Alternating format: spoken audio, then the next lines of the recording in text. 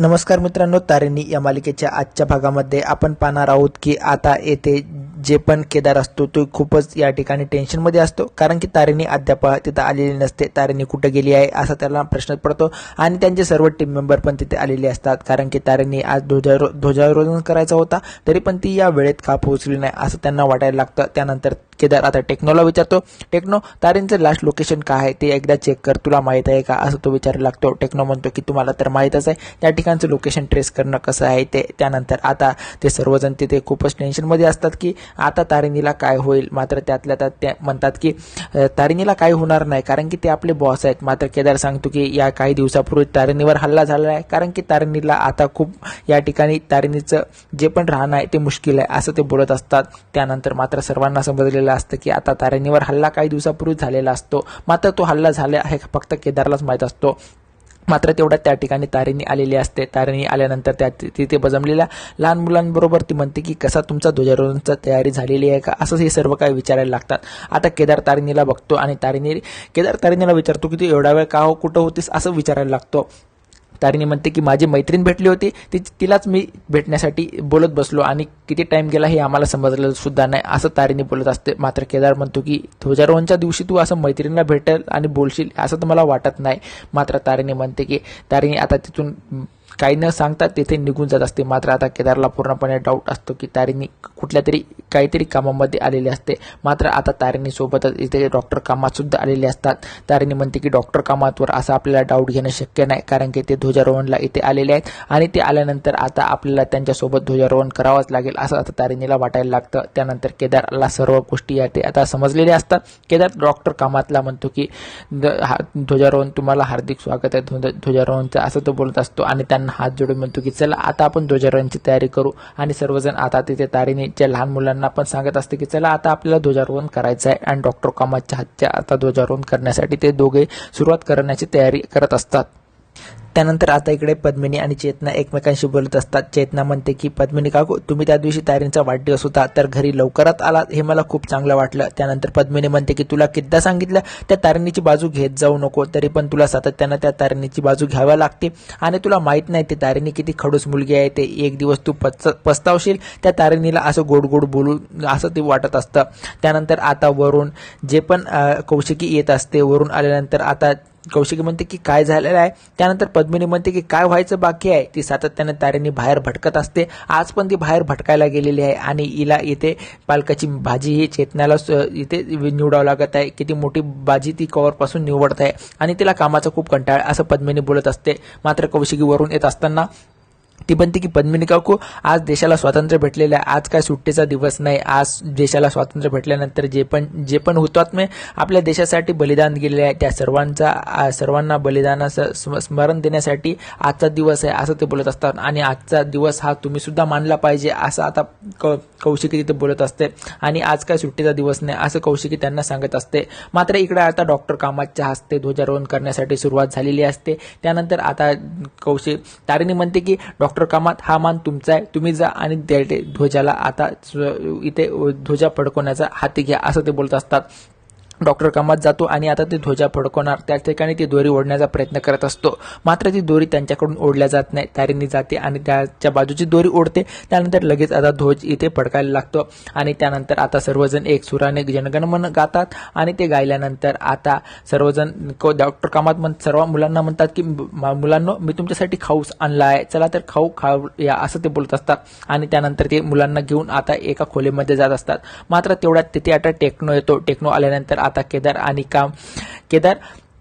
आणि तारिणी टेक्नोला विचारतात की टेक्नो, जे पण कौशिकी ताईला कॉल येत होता ते कुणाचा येत होतो. आता त्यानंतर टेक्नो त्या माणसाचं नाव सांगतो आणि ते आता सर्वजण डिस्कशन करण्यासाठी एका ठिकाणी जात असतात. मात्र डॉक्टर कामात आता इकडे मुलांना पूर्णपणे खाऊ वाढण्यामध्ये व्यस्त असतात.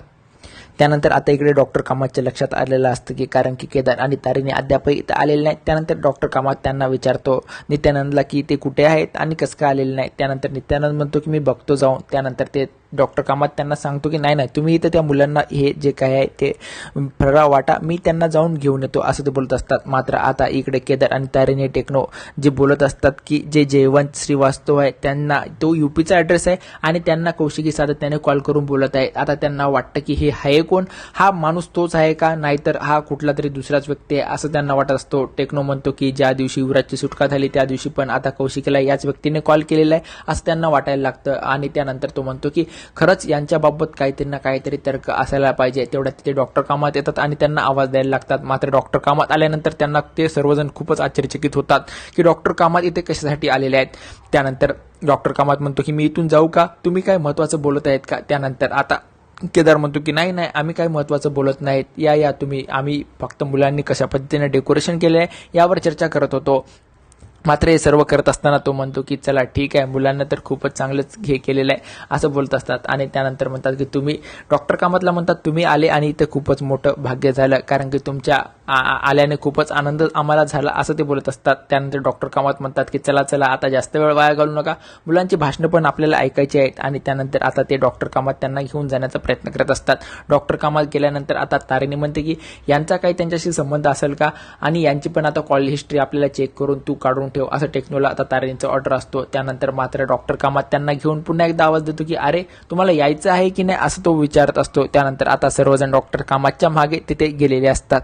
त्यानंतर आता इकडे कौशिकी आणि दया काका पण निघालेले असतात की MM ला जाण्यासाठी, कारण की आजचा दिवस जे पण आपला होता, भारत स्वतंत्र झालेला आहे असं त्यांना वाटतं. आणि आपल्यासोबत केदार असणं असं त्यांना वाटायला लागतं, कारण की केदार आता नवीनच MM मध्ये जॉईन झालेला आहे आणि आपला मुलगा आपल्यासोबत असणं असं दया काकांना वाटायला लागतं.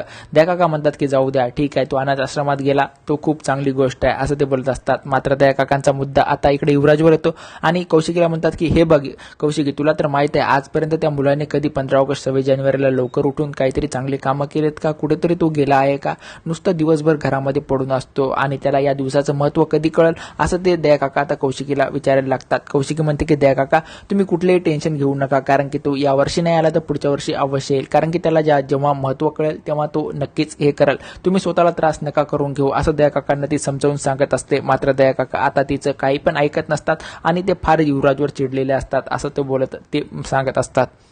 त्यानंतर आता इकडे मुलांची भाषणे सुरू असतात. भाषण ऐकण्यासाठी येथे सर्वजण बसलेले असतात. त्यानंतर आता त्या मुलींनी भाषण चालू केलेलं असतं आणि म्हणते की खरंच ह्या देशामध्ये जे पण आपल्याला स्वातंत्र्य भेटलेलं आहे ते आपल्या जे पण जवानांमुळे, कारण की ते जवान खूप काही शूरवीर आहेत, त्यांनी जे पण गोष्टी केलेल्या आहेत त्या खूप महत्त्वाच्या गोष्टी केलेल्या आहेत या देशाला स्वातंत्र्य मिळवून देण्यासाठी, आणि आपण त्यांचे हे उपकार कधी विसरता कामा नये. आणि त्या हिरोंपेक्षा जे पण हिडन हिरो आपल्या इथे म्हणजे बसलेले आहेत, जे की आपल्या सामान्य माणसामध्ये राहून कुठल्याही प्रकारचा त्यांना मोहमाया नसताना तो एक हिडन हिरो ते पण असतात, जसं की IB वाले असं ते बोलत असतात. आणि या पण जवानांना खूप काही माझा सल्यूट असं ते बोलत असतात. मात्र हे सर्व भाषण ऐकून आता तिथले जमलेले सर्व भाऊक मंडळी खूपच या ठिकाणी भाऊक झालेली असते. तारिणीला वाटतं की मी स्वतः तिथे समोर जाऊन भाषण देत आहे लहानपणीचं, असं तिच्या डोळ्यामध्ये आता आनंद अश्रू आलेले असतात. त्यानंतर आता त्या मुलींचं भाषण संपल्यानंतर सर्वजण तिथे टाळ्यांचा गडगडाट करतात. कामत काका म्हणतात की हे मुलं फक्त तुमच्यामुळे इन्स्पायर झालेले आहेत, जे पण विचार करायला चांगले लागलेले आहेत असं आता कामत काका त्यांना सांगत असतात. आणि म्हणतात की तुम्ही या मुलांना खूपच चांगले संस्कार हे दिलेले आहेत. आता कामत काकांचं हे असं सर्व काही म्हणणं असतं. त्यानंतर आता युवराज आणि निशी त्याच्या रूममध्ये असताना चक्क बाबा तिथे येतात. ते दया काका आल्यानंतर त्यानंतर त्या आतमध्ये आल्यानंतर युवराज त्यांना म्हणतो की अरे आपल्या घरी पाहुणे आलेले आहेत आणि त्यांना बसायला खुर्ची दे. त्यानंतर असं निशीला तो सांगत असतो. त्यानंतर आता युवराज स्वतः खुर्ची देऊन दया काकांना तिथं बसायला सांगतो.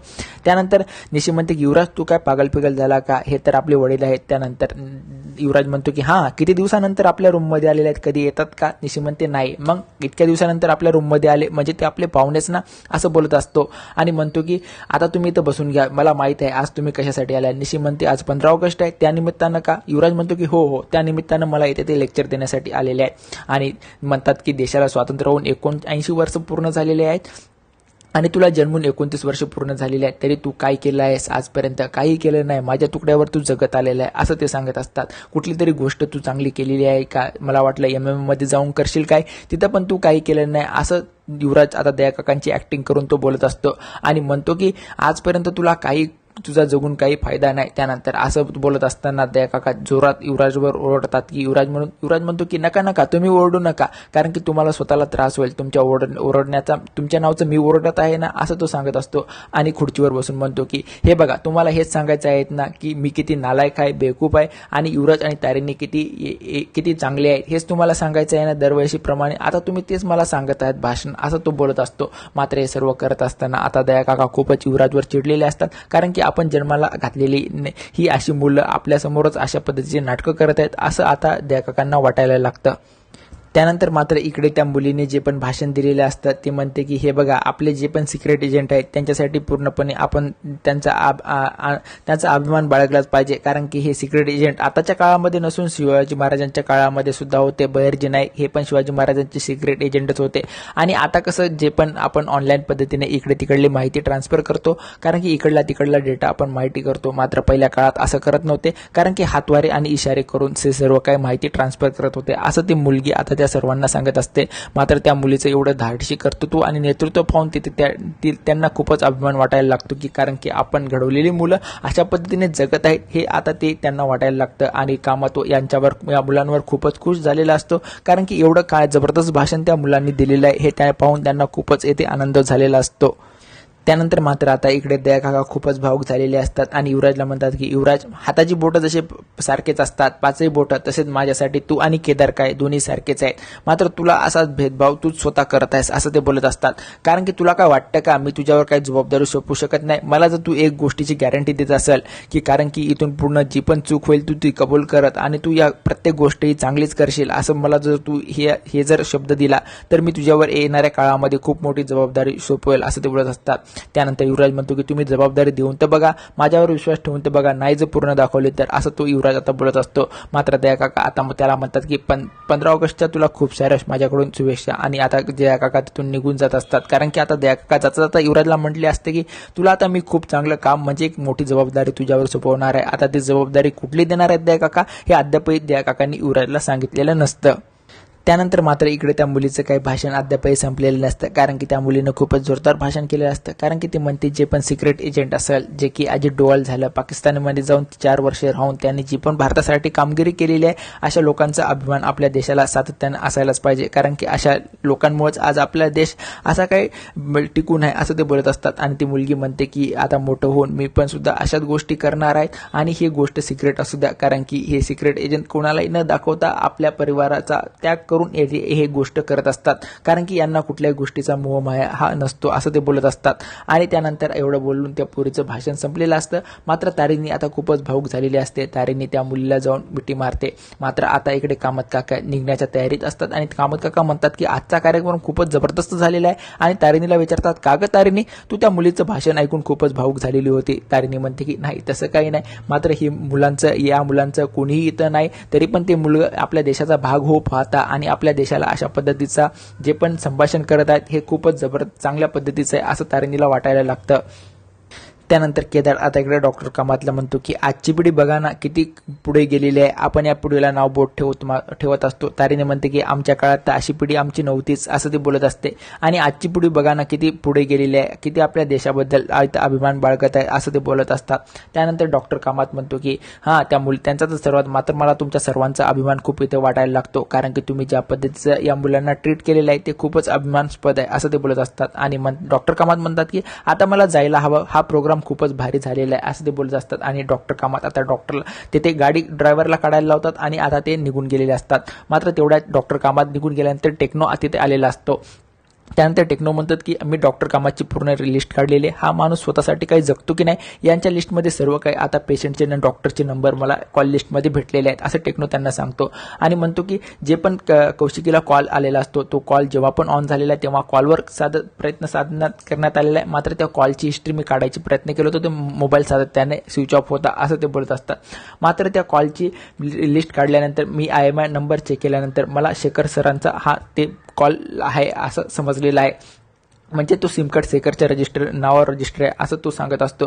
मात्र हे सर्व करत असताना आता केदारला समजतं शेखरच्या नावावर, म्हणजे आता तारिणीला वाटतं की जे पण कौशिकीचा नवरा आहे कौशिकीलाच कॉल करत आहे का असं तो बोलत असतो. आणि हे कसं काय अशक्य आहे असं त्यांना खूपच आता ते काही ना काहीतरी या गोष्टीमध्ये क्लू झालेला आहे. आता उद्याच्या भागामध्ये आपण पाहणार आहोत की कौशिकीचा नवरा शेखर हा कौशिकीला काय कॉल करून बोलत असेल आणि ह्या सर्वांच्या नजरेआड कौशिकी का कोणाला त्याला ठेवत असेल, हे सर्व गोष्टी आता उघडकीस कशा पद्धतीने तारिणी करेल हा संपूर्ण भाग उद्याच्या भागात आपण पाहणार आहोत. अशाच प्रकारचे नवनवीन व्हिडिओ पाहण्यासाठी आमच्या चॅनलला सबस्क्राईब करा.